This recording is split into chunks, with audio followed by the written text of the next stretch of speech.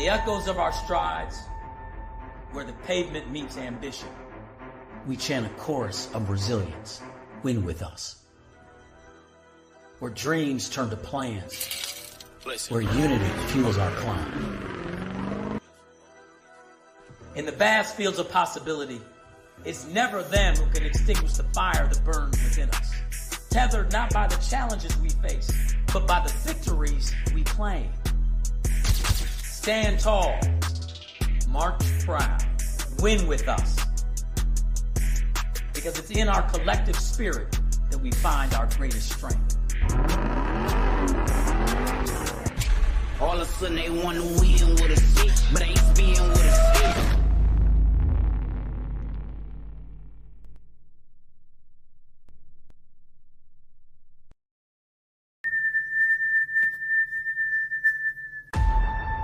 In the echoes of our strides, where the pavement meets ambition, we chant a chorus of resilience. Win with us. Where dreams turn to plans, where unity fuels our climb. In the vast fields of possibility, it's never them who can extinguish the fire that burns within us. Tethered not by the challenges we face, but by the victories we claim. Stand tall, march proud, win with us. Because it's in our collective spirit that we find our greatest strength. All of a sudden they want to win with a stick, but ain't spin with a stick.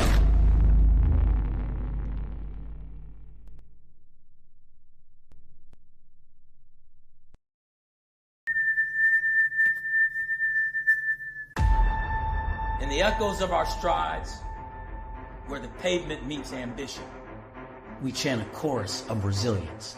Win with us. Where dreams turn to plans, where unity fuels our climb. In the vast fields of possibility, it's never them who can extinguish the fire that burns within us. Tethered not by the challenges we face, but by the victories we claim. Stand tall, march proud, win with us.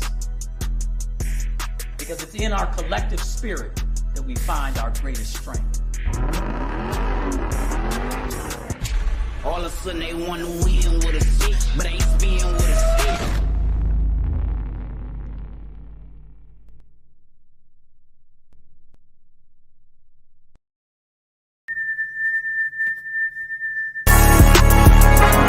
In the echoes of our strides, where the pavement meets ambition. It's been a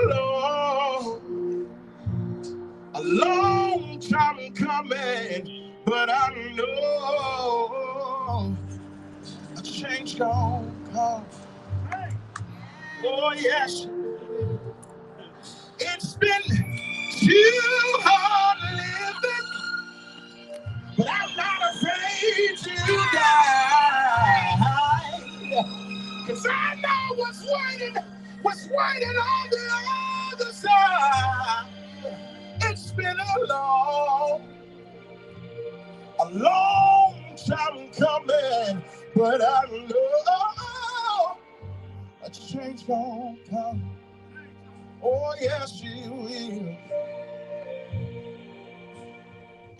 So I go to the movies, I go downtown, and someone keeps telling me, don't hang around. It's been a long time coming, but I know a change gonna come. Oh yes, it will. Then I go to my brother. And sometimes I said, brother, help me, please. And you wouldn't even believe. Sometimes our brothers, they end up knocking me knocking me on my knees.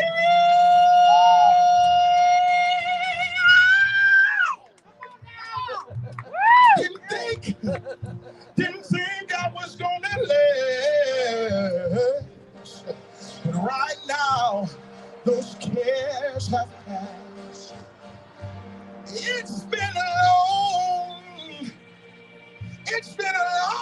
time coming, but I know, yes I know, a change is gonna come.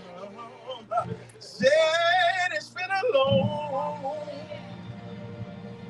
long time coming, but I know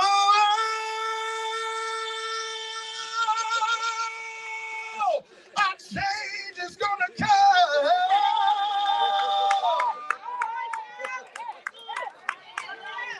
And with that being said, Pastor Torres. All right, Charles. I'm not the backup singer. I have everybody running home. But, there is a scripture in the Bible that says that we wrestle not against flesh and blood, but spiritual wickedness in high places. We're talking about high seats that don't want to see change in our community, and how important it is to put us in those seats so that legislators and laws can be changed. I take this very serious as being a pastor. My wife being there with me. There was a time that I was doing probably 10 funerals a month. Young man dying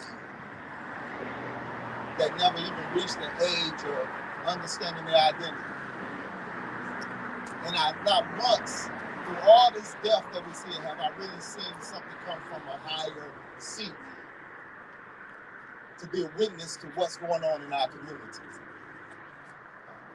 Anybody ever watch Boys in the Hood? Ice Cube said, maybe they don't know, maybe they don't care about what goes on in our hood. But I'm here today to say that we got trouble in the hood. Yes, we do. And it's going to take parents. It's going to take pastors. It's going to take teachers. It's going to take those that sit in seats. It's going to take commissioners.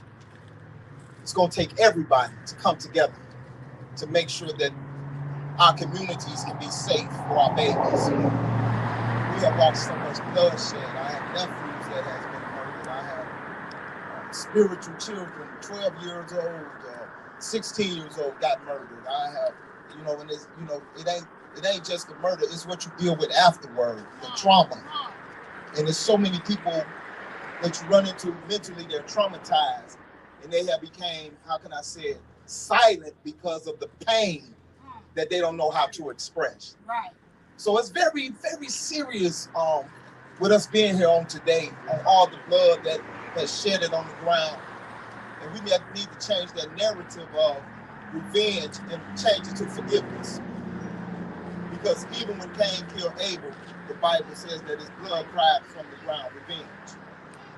But it was Jesus' blood that cried forgiveness. So today, if it was anything said, if there's anything that needs to be said, I want to make sure that we put people in those seats who are like us. Kendrick Lamar just wrote a song saying they're not like us. And a lot of times we put people in our communities that ain't even a part of us. We put people in these seats that ain't even a part of us. But one thing I can say about this one here, she was raised with us. She went to school with us. And she's still working in our community with us. So don't get it twisted when you see them, even though it can be our color. They're not like us. They can be crying the label. They're not like us. They can be expressing these different words as though they care. But when it's done and said, they go back to their houses, way out of our community, with no trouble of thinking about what's going on here because they're not like us. But us that's here, I want to just cry out and say that we need to come together more. And we need to do more. And we need to express more. So I thank you for being one of us. Yes. Thank you, and we're going to get behind you so that us can be in the position to make change in our community. We love you. We thank God for you. Well, thank you, Pastor Simpson, co-pastor Simpson. I have to tell you, that's class of 89, Saginaw. And, you know, that was a mighty, mighty word. And we're going to have a few other people coming up. Corey, I was just about to call you, but you put the french fries in your mouth. And, you know, the unfortunate thing is that the news wasn't here to hear that, but we have a tracker who's here, and we'll get her tape. So I always have to say hello to our trackers. You know. So, Corey, go ahead and eat your fries. Brother Hill, are you in a rush? Okay, you got some time? Terry, we're standing on the grounds of Community Auto, another Saginaw High Trojan who has. And, you know, when we talk about community violence, again, we have to talk about the disinvestment in our communities. Again, I will repeat it. The lack of valuing of life, our lives, our children, and change must come. Change will come when we stand together. That's right. And I won't keep going because there's some other people who need to speak. And what I want us to talk about is investment in our communities. If you look across the street, Hill Harper, that used to be our county fairground.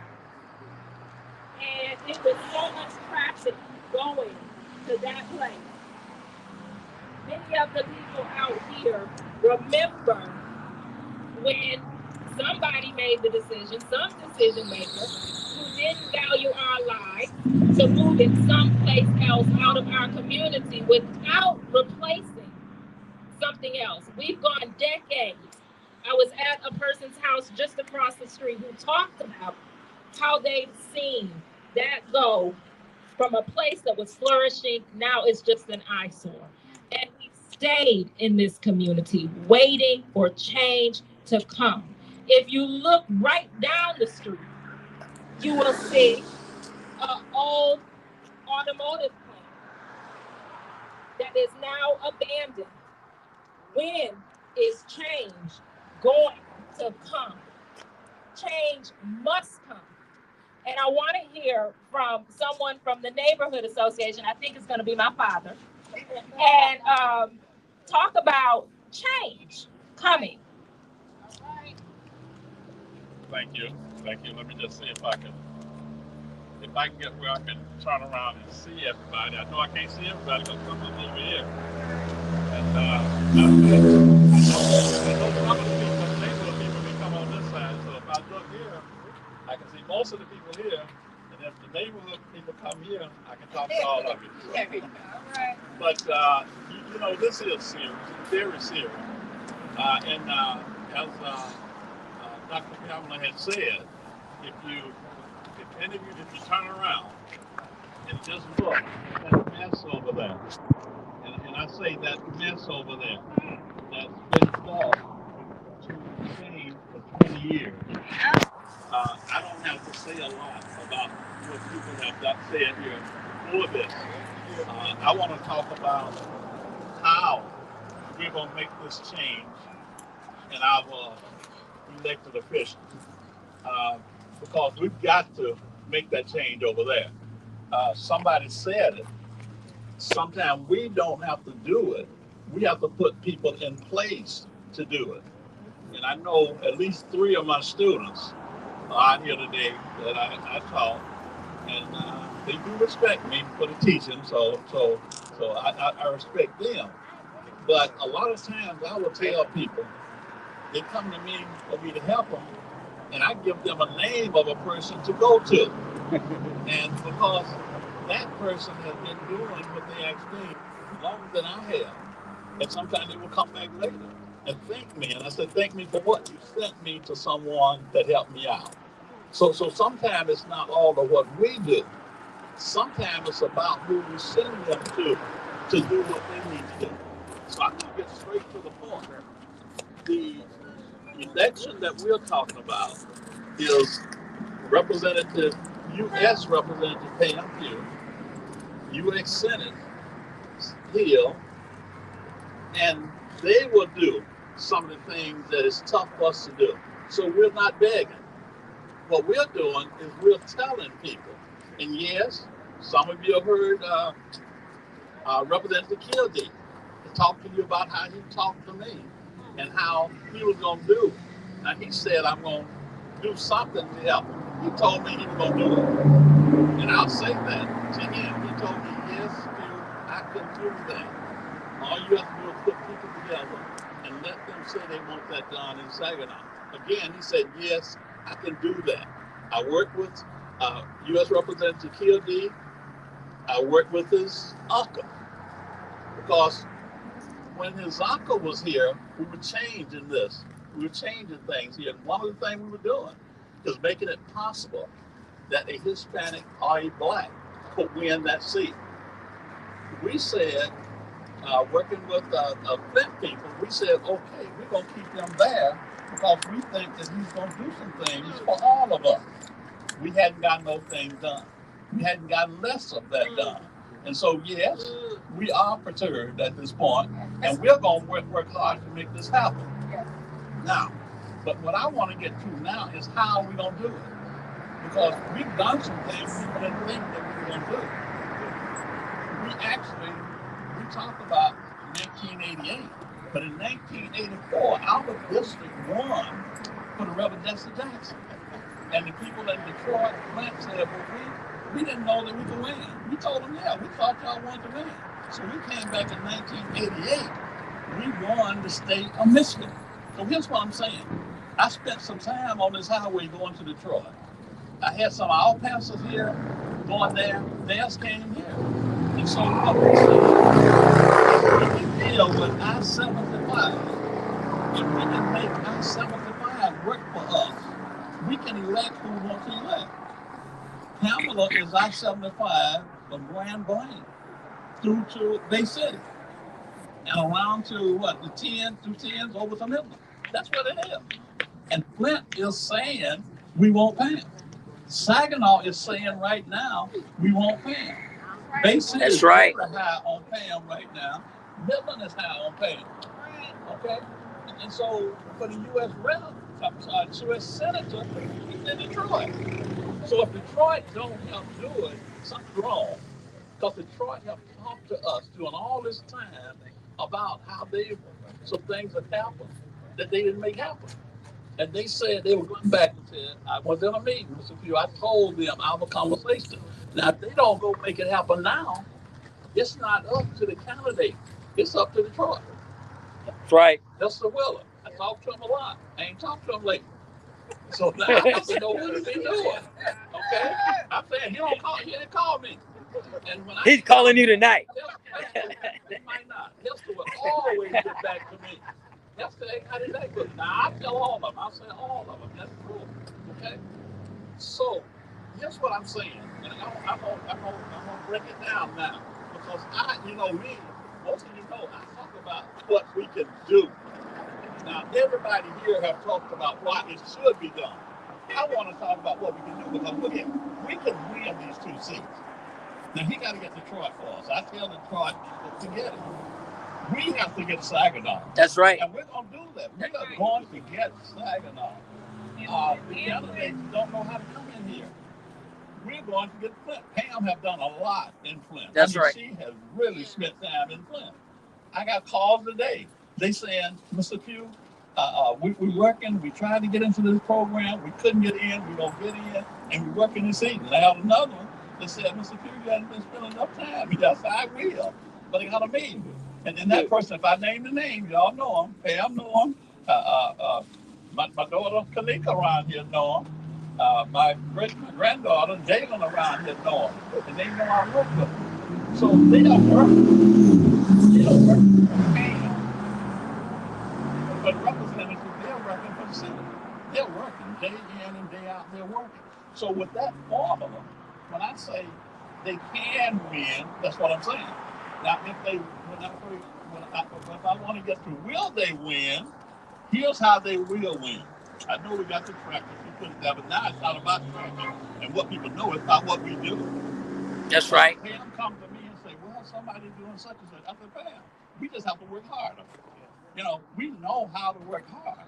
Now, right now, I told you 3 periods that we had to go through, and I know I'm taking a little longer, but there were 3 periods that we had to go through. We had to go to the peers and tell them to support these people. We've gone through that. So the people saying, yes, we're going to support them. Right now, we're in the period of absentee ballot. We're in the period of absentee ballot, and the people can vote absentee ballot without having an excuse. When Reverend Jackson was there going through, we had to have excuses. So people can vote absentee ballot right now. So look, people are sitting in their home with absentee ballots on their refrigerator, on the table. And look, I'm not saying that. They are. I was at the thing yesterday, the block party. They said, Mr. Pugh, we gonna do this. I said, yeah, you putting it block party? No, but I'll fill it out already. So we got to tell them do it now. Don't just fill it out. Just that. Look, nothing counts until a ballot go into the box. That's right. So do it now. And that's anybody that worked for these 2 candidates have done nothing until they influence people to put it in the box. That's right. So yes, Pam, I'm gonna end right here, but look at here's what I'm getting to. So anything I say, anything y'all say means nothing if people don't put their ballot in the box. So they got to fill it out, and they can carry it now. Now, Saginaw, we have clerks that we respect. We are not saying anybody gonna mess with the ballot. We respect our clerk. Our clerk is going to support our ballot.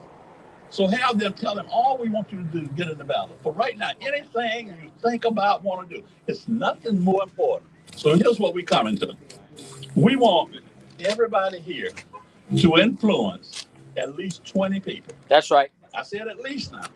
But if you're gonna do it. Influence at least 20 people. Tell those 20 people to fill out the absentee ballot, put theirs in the box, and keep going back to make sure those other people, 19 people, that they did, fill those out and get them in the box. Then tell them to influence the 19 people to have 20 people to fill out and put theirs in the box. We win.